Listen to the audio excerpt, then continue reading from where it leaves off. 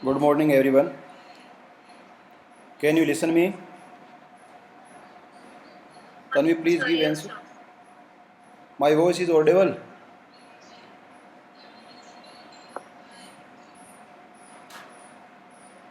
Yes, sir. Your voice. Okay, thank you. Now let's start. तो हम परिचर्चा कर रहे थे institutional approach in comparative politics, तुलनात्मक राजनीति में संस्थावादी अथवा संस्थागत उपागम किस तरह से इमर्ज होता है और संस्थागत उपागम के माध्यम से तुलनात्मक राजनीति की जो विषय वस्तु है उस विषय वस्तु को किस तरह से एक सार्वभौमिक तथ्य के रूप में या यूनिवर्सल नॉर्म्स के रूप में एस्टैब्लिश किया जा सकता है और उसका एनालिसिस किया जा सकता है. Basically we can say that institutional approach is a tradition in comparative politics. जो संस्थावादी परंपरा है वह तुलनात्मक राजनीति का मुख्य आधार रही है. सबसे पहले जब मैं डेमोक्रेसी की बात करते हैं हम लोग तो वहाँ बिल्डिंग ऑफ डेमोक्रेसी की बात कही जाती है, लोकतंत्र का निर्माण. तो डेमोक्रेसी की बिल्डिंग के लिए सबसे बड़ा जो आधार है डेमोक्रेटिक इंस्टीट्यूशन होता है. यद्यपि हम मॉडर्न अप्रोच में और कंटेम्प्रेरी अप्रोच में ये स्टडी करेंगे कि किस तरह से इन इंस्टीट्यूशंस को होल्ड किया जाता है अथवा ऑपरेट किया जाता है. परंतु इंस्टीट्यूशन को फ्रेमवर्क करना, इंस्टीट्यूशन को डिज़ाइन करना, संस्थाओं का निर्माण करना, जैसे कि ब्रिटिश पार्लियामेंट जो दुनिया की संसदों की जननी या मदर ऑफ पार्लियामेंट जिसको कहा जाता है, संसदों की माता जिसको कहा जाता है, संसद की जननी जिसको कहा जाता है, उस संसद का क्या मतलब है. यहाँ हम एक इंस्टीट्यूशन के बारे में बात करें तो वास्तव में इंस्टीट्यूशन उस बिल्डिंग से हमारा क्या लेना देना है, परंतु प्राइमरी जो स्ट्रक्चर होता है या फ्रेमवर्क होता है या जो हमारी बिगनिंग होती है वह बिगनिंग इंस्टीट्यूशन से होती है. जैसे कि आप राजस्थान यूनिवर्सिटी के स्टूडेंट हैं, परंतु राजस्थान यूनिवर्सिटी स्टूडेंट के रूप में आपको सबसे पहले इसका मेन गेट, इसके बिल्डिंग, एडम ब्लॉक, आपके departments, centres, study centres, other types जो आपकी इंस्टीट्यूशन हैं, बिल्डिंग हैं, वो इंस्टीट्यूशन के रूप में हमें देखने को मिलती हैं. ये सबसे बड़ा आधार है कि संस्थाओं का क्या किया जाए, क्योंकि संस्थाओं को ऑपरेट हम करते हैं. परंतु जब हम कंपैरेटिव पॉलिटिक्स की इस स्टडी, इस ट्रेडिशन को स्टार्ट करते हैं, बिगिनिंग करते हैं, तो सबसे पहले हमें संस्थाओं का ही अध्ययन करना होता है. इंस्टीट्यूशन इसका मतलब है प्राचीन समय की, मैं कहूँ कि पंचायत. अगर प्राचीन भारत एंशिएंट इंडिया की इंस्टीट्यूशन की बात की जाए, एंशिएंट ग्रीक की इंस्टीट्यूशन की बात की जाए, जो एजुकेशन इंस्टीट्यूशन के रूप में, पॉलिटिकल इंस्टीट्यूशन के रूप में, इकोनॉमिक इंस्टीट्यूशन के रूप में, या मैं कहूँ कि टुडेज इंटरनेशनल इकोनॉमिक इंस्टीट्यूशंस जो हैं, या वर्ल्ड बैंक जो स्थापित किया गया है, वर्ल्ड बैंक की जो 5 संस्थाएं हैं, इंटरनेशनल मॉनेटरी फंड है, ये सब इंस्टीट्यूशन ही हैं. इसलिए प्राइमरी स्टेज पर सबसे पहले कंपैरेटिव पॉलिटिक्स में कंपैरिजन करने के लिए जो ट्रेडिशन शुरू हुआ उसे इंस्टीट्यूशनल थ्योरी के नाम से अथवा इंस्टीट्यूशनल अप्रोच के नाम से जाना जाता है. इंस्टीट्यूशनल अप्रोच का जो इंट्रोडक्शन था वो उस पर हमने परिचर्चा की कि किस तरह तुलनात्मक राजनीति में संस्थागत जो उपागम होता है वह एक परंपरागत उपागम रहा है, प्राचीनतम उपागम रहा है, जिसकी आज भी रेलेवेंस है. ऐसा नहीं है कि उसकी प्रासंगिकता खत्म हो चुकी है, उसका रेलेवेंस अभी भी बना हुआ है. हम भारतीय संसद और ब्रिटिश संसद का कंपैरेटिव स्टडी करना चाहते हैं, अथवा हम presidential system in USA and parliamentary system in Britain, दोनों का डिफरेंट डिफरेंट फीचर्स के रूप में, मेरिट्स के रूप में, डीमेरिट्स के रूप में स्टडी करना चाहते हैं, अथवा federal system in USA and semi federal system in India, या federal system USA and federal system in Switzerland and other country like Germany and other. इसका मतलब है कि एज ए इंस्टीट्यूशन हम कंपैरिजन कर रहे होते हैं. इसलिए इंस्टीट्यूशन कंपैरेटिव पॉलिटिक्स में इंस्टीट्यूशनल अप्रोच एक प्राइमरी अप्रोच था, ट्रेडिशनल अप्रोच था, ओल्डेस्ट अप्रोच था. आज हम परिचर्चा करेंगे उसके आगे what are the features of institutional approach in comparative politics. तुलनात्मक राजनीति की संस्थागत उपागम की मुख्य विशेषताएं कौन सी हैं.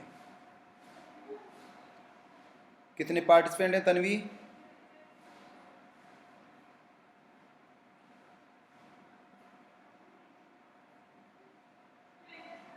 Sir, 9 to 27. ओके, आवाज़ क्लियर है, मेरी वॉइस क्लियर है? Yes, sir. ओके. देखिए पहली विशेषता है, फर्स्ट जो फीचर्स ऑफ इंस्टीट्यूशनल अप्रोच की इन कंपैरेटिव पॉलिटिक्स में वो है institutional approach basically traditional approach का ही एक असेंशियल पार्ट रहा है।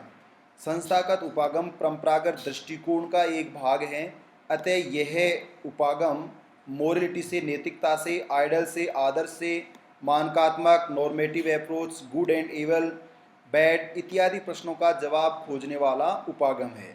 सबसे पहली जो विशेषता है कि संस्थागत उपागम को समझने के लिए हमें फीचर्स को भी समझना होगा।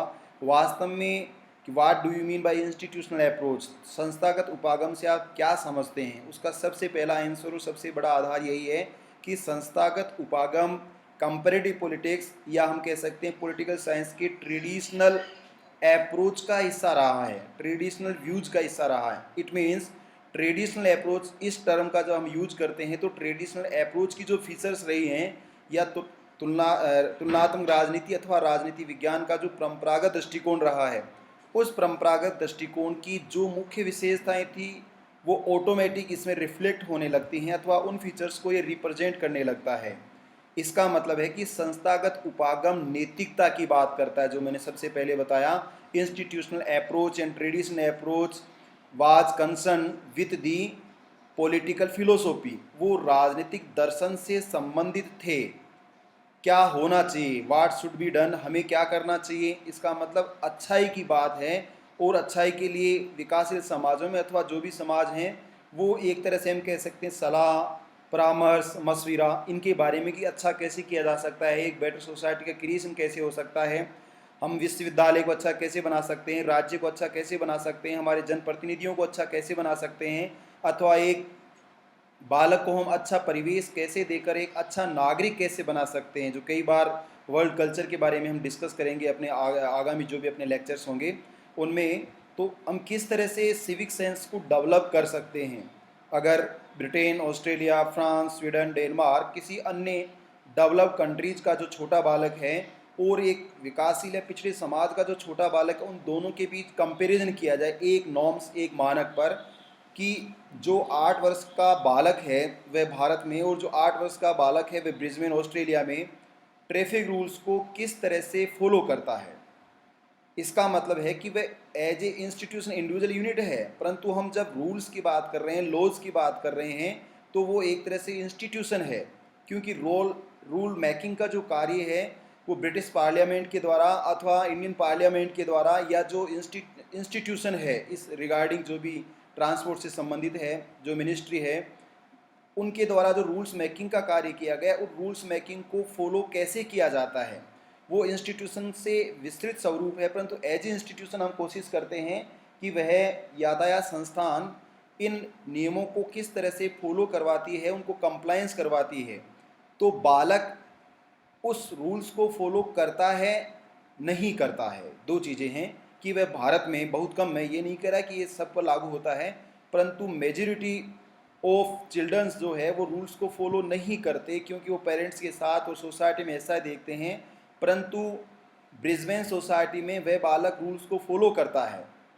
तो इसलिए सबसे बड़ा प्रश्न ये उठता है कि इंस्टीट्यूशन इम्पोर्टेंट है अथवा इंडिविजुअल इम्पोर्टेंट है। इंस्टीट्यूशनल अप्रोच के बाद जो अप्रोच होंगे उनमें ज़रूर हम इंडिविजुअल यूनिट को भी शामिल करेंगे, परंतु यहाँ सबसे बड़ा प्रश्न है कि इस तरह से ट्रैफिक रूल्स को भारत या पिछड़े हुए समाजों में कैसे पूर्ण रूप से लागू करवाया जा सकता है, ये इंस्टीट्यूशनल अप्रोच की फीचर्स है। आदर्श, जो भी अपने आइडल होते हैं, जैसे आपसे पूछा जाए आपके आदर्श क्या हैं, स्वामी विवेकानंद आपके आदर्श हैं, महात्मा गांधी आपके आदर्श हैं, राजा राम मोहन राय आपके आदर्श हैं, या भगत सिंह आपके आदर्श हैं। आदर्श मानना अलग है, परंतु क्या आप उस आइडल को फॉलो करते हैं अथवा नहीं फॉलो करते हैं, ये सबसे बड़ी इम्पोर्टेंट बात है। कि आदर्श मानना, अच्छे व्यक्ति को आपने आदर्श माना, अब्दुल कलाम को आपने आदर्श माना, उसामा बिन लादेन को तो आदर्श नहीं माना आपने। अभिलाषा चौधरी, कैन यू लिसन में? अभिलाषा Chaudhary, unmute and speak.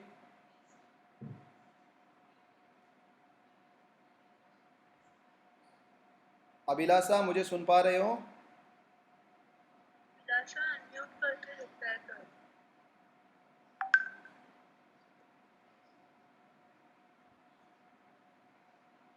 Anjulata,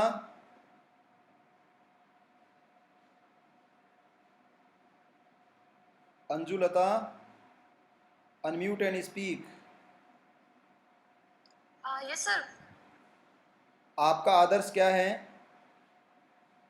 किस पर्सन को आप अपना आइडल मानते हैं?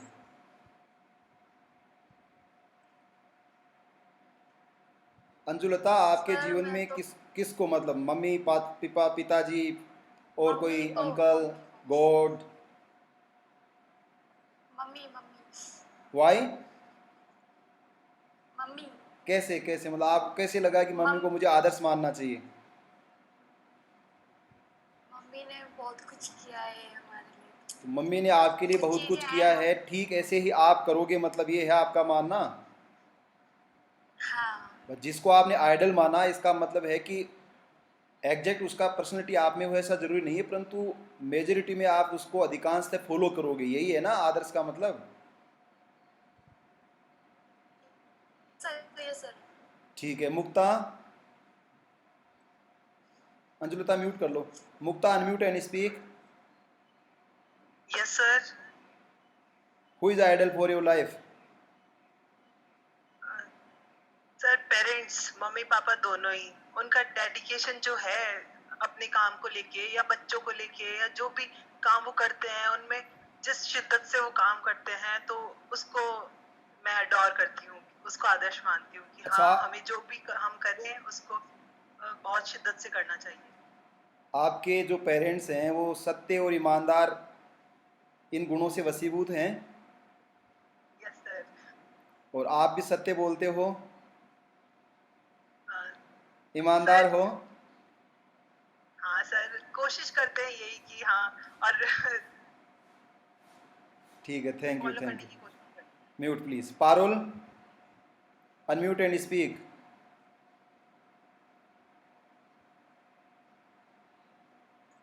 Yes sir. आप किसे आदर्श मानती हैं? पापा को सर। अच्छा, सभी गर्ल्स यही बोलेंगी, पेरेंट्स को और है ना, मदर को, पापा को। ठीक है, thank you. Noman Khan, unmute and speak. Who is idol? Noman Khan, unmute and speak. Can you listen me, Noman Khan? some connectivity problem with one I guess. उत्तम झिंगर,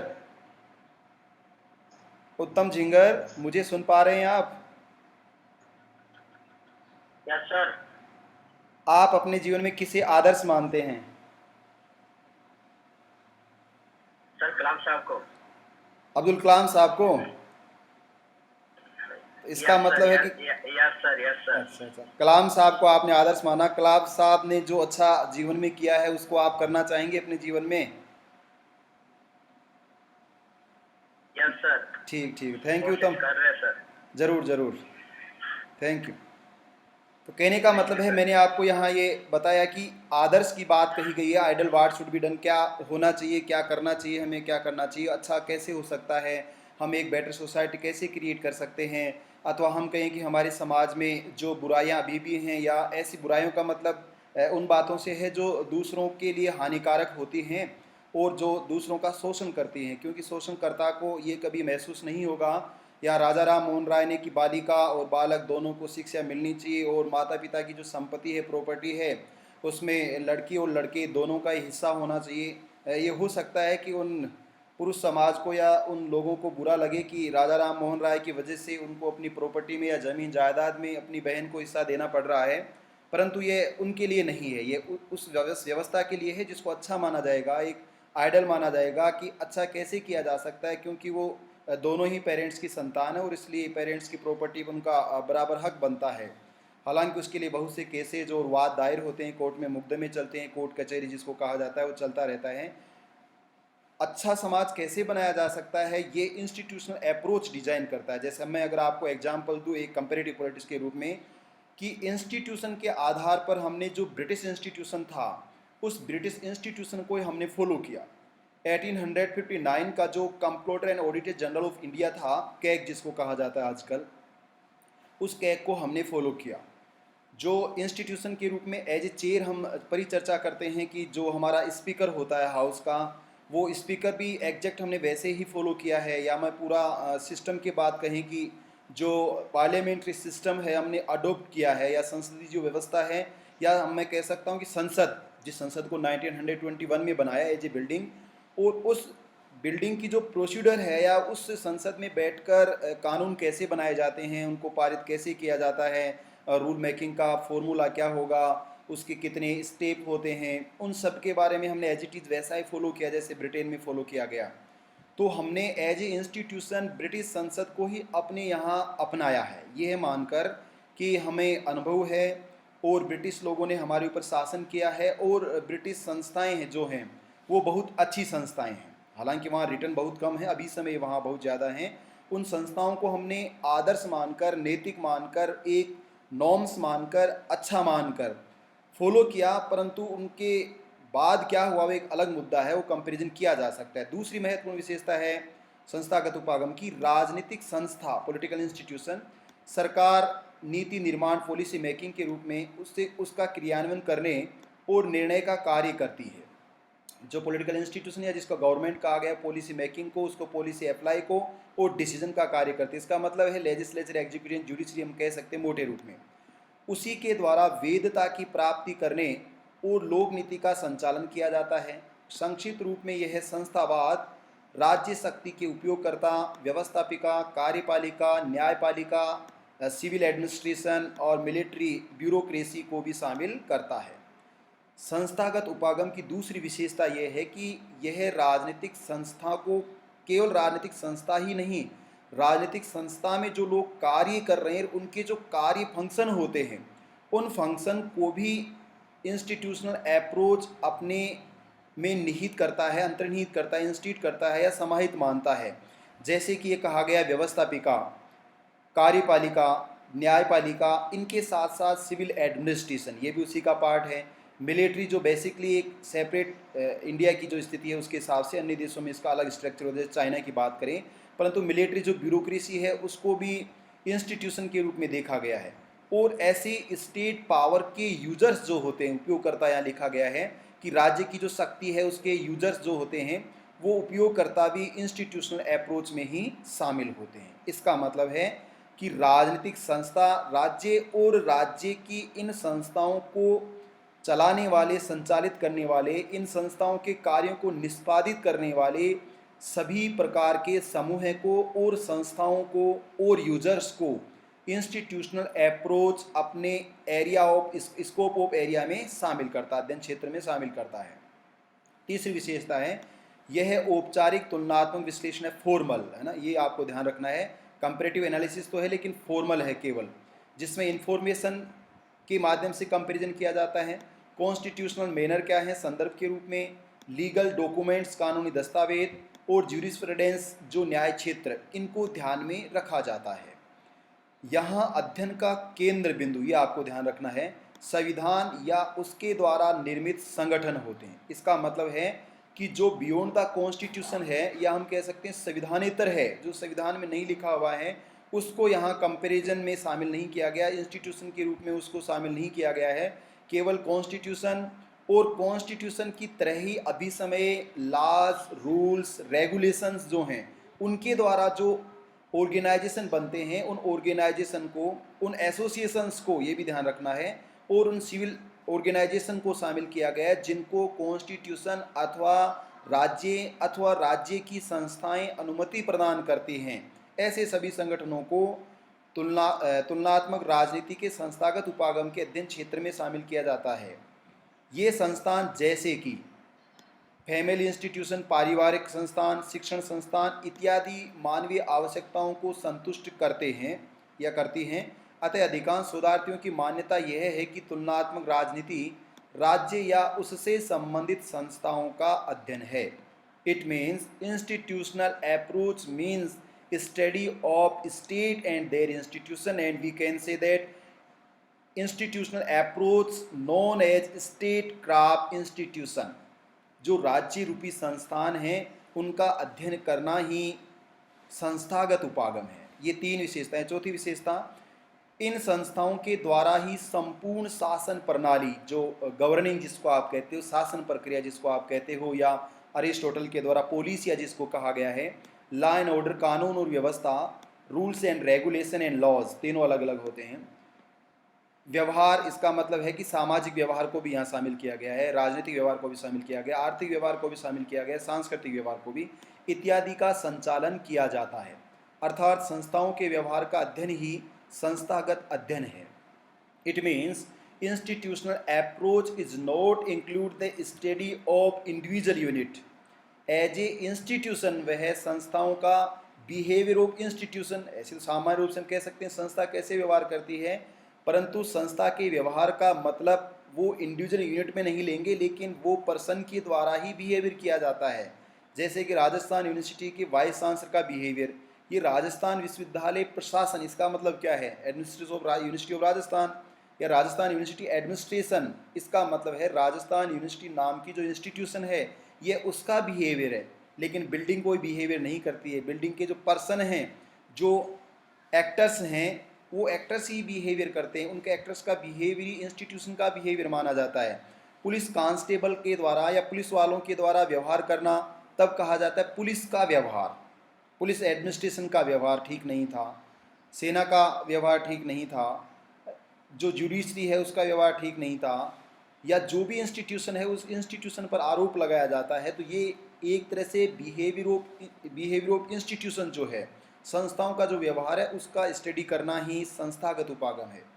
इसका संपूर्ण श्रेय यूरोप व अमेरिकी चिंतकों को जाता है, क्योंकि जितने भी इंस्टीट्यूशन हैं, हालांकि हमारे एंशिएंट इंडिया में ऐसे इंस्टीट्यूशन रहे हैं, परंतु लिबरल एरा के रूप में और उसको एस्टेब्लिश करने में जो रोल रहा है वो important role basically continental Europe और यूएसए के थिंकर्स का रहा, इसलिए उन्हीं का नाम ज़्यादा आता है। और थ्योरी जो डिज़ाइन की गई उन्हीं के द्वारा की गई, और जो मैं आपको पढ़ाएंगे, हम अध्ययन भी करेंगे, वो थ्योरीज भी आपको उन्हीं थिंकर्स की ज़्यादा मिलेंगी।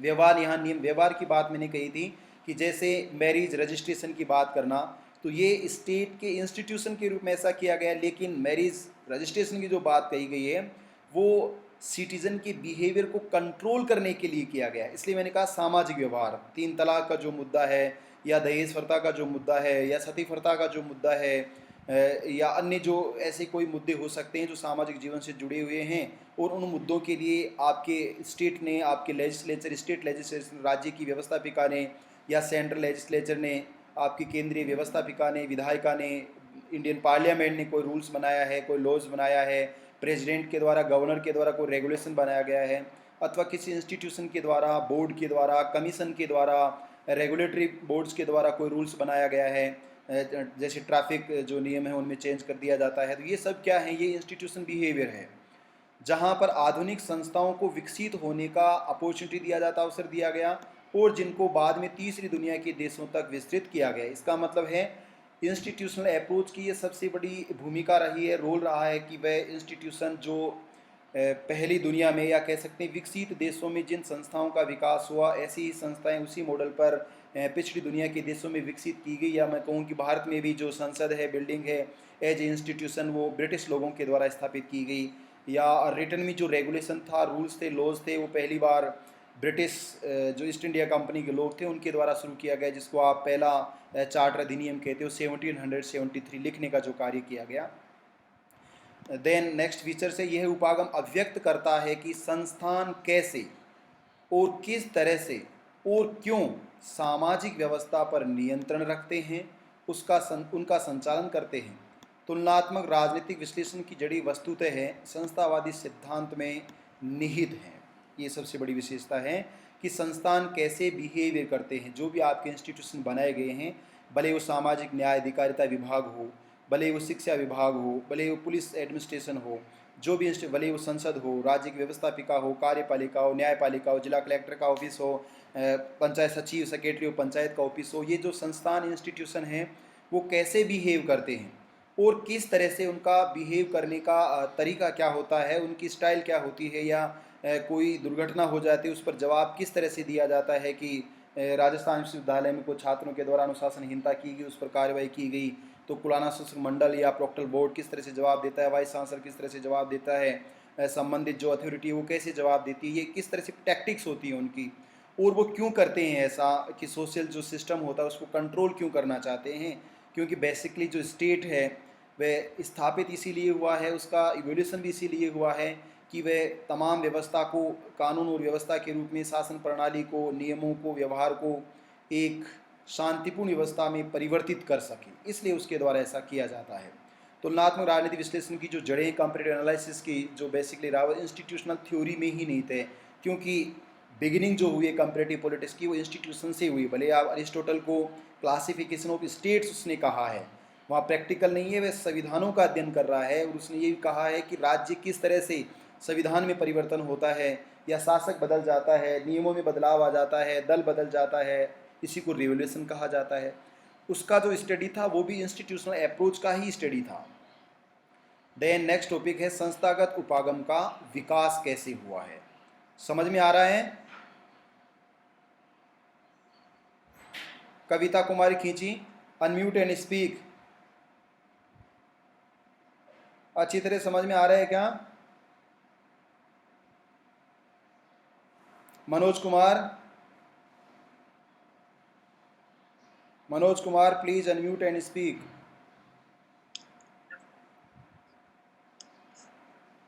हाँ मनोज, आ रहा, आवाज तो धीरे है तेरी। अरे समझ में आ रहा है? ठीक है, थैंक यू।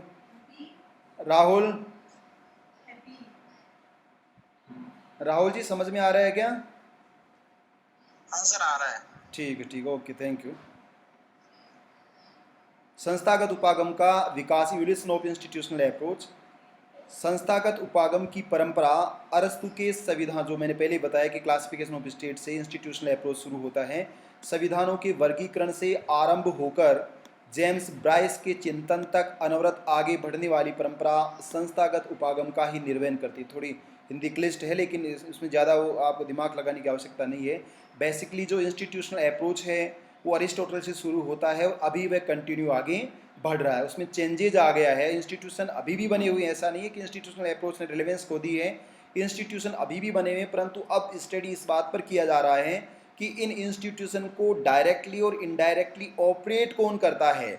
जैसे कि भारत प्राइम मिनिस्टर ऑफिस के द्वारा कोई कार्य किया जाता है या भारत की संसद के द्वारा कोई कार्य किया जाता है, तो संसद ने ऐसा क्यों किया, या उन्होंने क्रिमिनल्स के लिए या इलेक्शन कमीशन ने जो रिकमेंडेशन दी थी उसको फॉलो क्यों नहीं किया गया, कि जो क्रिमिनल हैं उनको फॉर्म भरने का अधिकार नहीं होना चाहिए, या जो शिक्षा का जो नियम जोड़ा गया राजस्थान पंचायती राज में वो 10वीं तक होना चाहिए या उसको लागू किया गया फिर वापस बदल दिया गया। तो लागू किया गया, बदल दिया गया, ये इंस्टीट्यूशनल अप्रोच है। परंतु क्यों बदला गया, किस कारण बदला गया, कौन से प्रेशर में बदला गया, किस किस का इंटरेस्ट था, पार्टी का इंटरेस्ट था, प्रेशर ग्रुप का इंटरेस्ट था, जो पुरानी समाज है उसका इंटरेस्ट था, जो पुराने लोग हैं उनका इंटरेस्ट था, जो निरक्षर लोग हैं उनका हित था, ये कई तरह की चीज़ें हैं। वो नेक्स्ट स्टेप है इंस्टीट्यूशनल अप्रोच की, उस पर स्टडी किया जा रहा है। परंतु इंस्टीट्यूशन बरकरार थी और आगे भी हमेशा ही बरकरार रहेंगी। पार्लियामेंट्री सिस्टम का हमें कंपैरेटिव स्टडी करना है तो पार्लियामेंट को तो हमें लेना पड़ेगा। पार्लियामेंट की प्रोसीड्यूर अलग हो सकती है, पार्लियामेंट की पावर्स अलग हो सकते हैं, फंक्शन अलग हो सकते हैं, वो एक अलग मुद्दा है, लेकिन पार्लियामेंट उसमें इंक्लूड रहेगी। इस क्रम में 15वीं और 16वीं शताब्दी में मैकियावेली की रचनाओं तथा 18वीं शताब्दी में मोंटेस्क्यू की रचनाओं में संस्थावादी सिद्धांत को व्यवहारिक स्वरूप देने का सफल प्रयास किया गया। फिर भी अध्ययन की इस परंपरा में सिद्धांत और व्यवहार, थ्योरी एंड प्रैक्टिस में सफलता एडी टॉकविले को प्राप्त हुई। उन्होंने टॉकविले ने अपनी पुस्तक डेमोक्रेसी इन अमेरिका 1830 से 1835 के अंतर्गत फ्रांसीसी और अमेरिकी शासन प्रणालियों का तुलनात्मक और व्यवहारिक अध्ययन किया। इसका मतलब संस्थाओं का, यहाँ पर फ्रांस की जो इंस्टीट्यूशन है उनका और अमेरिका की जो इंस्टीट्यूशन है उनका, उनकी जो रूल प्रोसीडर होती है उस प्रोसीडर के बारे में, प्रणाली के बारे में, प्रक्रिया के बारे में उन्होंने अध्ययन किया। देन वाल्टर बेजहोट की करती द इंग्लिश कॉन्स्टिट्यूशन 1867 के अंतर्गत ब्रिटिश कैबिनेट, ये आपको ध्यान रखना है, और अमेरिकी कार्यपालिका का तुलनात्मक अध्ययन किया गया है। कंपैरेटिव एनालिसिस किया है between the US executive US and cabinet of Britain या यूनाइटेड किंगडम। ब्रिटेन की कैबिनेट, ये थोड़ा सा आपको यहाँ ब्रीफ में बताना चाहूँगा कि अमेरिका की कार्यपालिका वे प्रेसिडेंट के कंट्रोल में होती है और डिजायर ऑन अमेरिकी प्रेसिडेंट पर डिपेंड करती है कि अमेरिकी राष्ट्रपति जिसको चाहे मंत्रिमंडल में शामिल करता है नहीं करता है। यदि कोई अमेरिका में मंत्री बनना चाहता है, यदि वह सदन का सदस्य है तो उसको त्यागपत्र भी देना होता है। इसका मतलब है कि सदस्य नहीं होना चाहिए। परंतु ब्रिटिश कैबिनेट, इंडियन पार्लियामेंट, या हम कह सकते हैं जैसा भारत में है, ठीक ब्रिटेन जैसा हमने फॉलो किया, उसको समझने के लिए हम कह सकते हैं कि भारत में जैसा कैबिनेट है वैसे ब्रिटेन में कैबिनेट सर्जित होता है। उसके लिए मेंबर होना जरूरी है, नहीं है तो वो मंत्री तो बन सकता है, परंतु एक बार और मैक्सिमम 6 मंथ का उसको टाइम मिलता है। 6 महीने में उसको नॉमिनेटेड होना पड़ता है, इलेक्टेड होना पड़ता है किसी भी हाउस से, तभी वे हाउस ऑफ कॉमन से या लोक सभा से उसको निर्वाचित होना पड़ेगा, तभी ब्रिटिश कैबिनेट का हिस्सा रह सकता है। इन दोनों की पावर्स और सर्जन के बारे में उसने स्टडी किया है। हालांकि स्टडी का ये तरीका एज ए मिनिस्ट्री के रूप में है, परंतु यूएसए में प्रेसिडेंशियल सिस्टम होता है और ब्रिटेन में जो है पार्लियामेंट्री सिस्टम, इसलिए ये इसमें अंतर है। परंतु बेजोट ने ये दोनों की पावर्स के बारे में और गठन के बारे में, फंक्शन के बारे में स्टडी किया है, कंपैरेटिव स्टडी किया है। देन 19वीं सदी के अंतिम समय लॉर्ड ब्राइस लावेल ऑस्ट्रोन्स्की के द्वारा संस्थाओं का तुलनात्मक अध्ययन कर इसे व्यवहारिक स्वरूप देने का प्रयास किया गया तथा तुलनात्मक शासन के रूप में एक पृथक शाखा को भी विकसित किया गया। इन तीनों ही विचारकों का इम्पोर्टेंट रोल रहा है इंस्टीट्यूशनल अप्रोच को डेवलप करने में। देन जेम्स ब्राइस ने अपनी पुस्तकें the American Commonwealth 1888, modern democracies 1921 के अंतर्गत सिद्धांत और व्यवहार, थ्योरी एंड प्रैक्टिस, जो रूल्स, प्रक्रिया क्या है, जैसे हम कहें कि भारतीय संसद के द्वारा कानून कैसे बनाया जाता है और उस पार्लियामेंट में जाकर हम देखें वास्तव में कानून बनता कैसे है, उसमें बहुत ज़्यादा अंतराल है। उसको बहुत उसमें आप देखेंगे कि प्रैक्टिस और थ्योरी में बहुत ज़्यादा ही अंतर है। इसलिए यहाँ ब्राइस के द्वारा ये समझाने का प्रयास किया गया है कि थ्योरी जो लिखी गई है और जो प्रैक्टिस होता है गवर्नमेंट को ऑपरेट करने में, उसमें बहुत ज़्यादा अंतर होता है। उसका उसने कंपैरेटिव एनालिसिस किया है कि आप कहते क्या हो, कर क्या रहे हो, नियम क्या हैं, और अंदर नियमों के अनुसार जो नियम प्रक्रियाएं संचालित होती हैं वो अलग होती हैं। देन इसी क्रम में लॉवेल ने अपनी रचनाओं government and parties in continental Europe 1896 and public opinion and popular government in 1913 के अंतर्गत फ्रांस, जर्मनी, स्विट्जरलैंड और अन्य देशों की व्यवस्थाओं का तुलनात्मक अध्ययन किया है। अर्थात वहाँ पर जो जनमत है वो कैसे बनता है, पब्लिक ओपिनियन को कौन कौन से एलिमेंट्स, फैक्टर्स प्रभावित करते हैं, जो गवर्नमेंट होती है उस गवर्नमेंट के बीच और पॉलिटिकल पार्टीज़ के बीच क्या लेन देन होता है, पॉलिटिकल पार्टीज जो जॉर्ज वाशिंगटन ने उनको बुरा बताया, वो दल किस तरह से गवर्नमेंट का संचालन करते हैं और उन दलों के द्वारा निर्वाचन में कैसे चंदा लिया जाता है, कौन से कमिटमेंट किए जाते हैं, वादे किए जाते हैं, उनको पूरा करने के लिए वो किस तरह से कार्य कर रहे होते हैं, इन सब के बारे में, अलग अलग देशों की जो व्यवस्थाएं हैं उनके बारे में यहाँ लावेल के द्वारा कंपैरेटिव स्टडी किया गया, जो काफ़ी इंपॉर्टेंट स्टडी है। इसके बारे में ज़रूर आगे हमारी चर्चा करेंगे जब नया टॉपिक आएगा। देन ऑस्ट्रोन्स्की ने अपनी पुस्तक democracy and organization of political parties, ये इंपॉर्टेंट पुस्तक है जो उसने लोकतंत्र के बारे में, कि लोकतंत्र दलों के बिना नहीं चलता है और राजनीतिक दलों का संगठन, दल कैसे बनते हैं और दलों के कौन कौन से कार्य होते हैं, दल किस तरह से डेमोक्रेसी को प्रभावित करते हैं या डेमोक्रेसी को जिंदा रखते हैं, या लोकतंत्र किसके भरोसे है, जिसको आप इनडायरेक्ट डेमोक्रेसी कहते हो, उस अप्रत्यक्ष या जनप्रतिनिधि लोकतंत्र को चलाता कौन है, इसके बारे में उसने यहाँ पर लिखा है। ब्रिटेन व अमेरिका की दलीय प्रणालियों का अनुसंधान करके लोकतांत्रिक संकल्पना का विश्लेषण किया है। ये बहुत बड़ी इंपॉर्टेंट बात यहाँ ऑस्ट्रोन्स्की के द्वारा कही गई है कि जो हम डेमोक्रेटिक अजम्पशन रखते हैं, जो कंसेप्ट हमारे हैं कि लोकतंत्र लोगों का शासन होता है। शायद टाइम आउट होने वाला है, इसलिए अगेन इसको लिंक को आप ज्वाइन करके वापस क्लास कंटिन्यू करेंगे।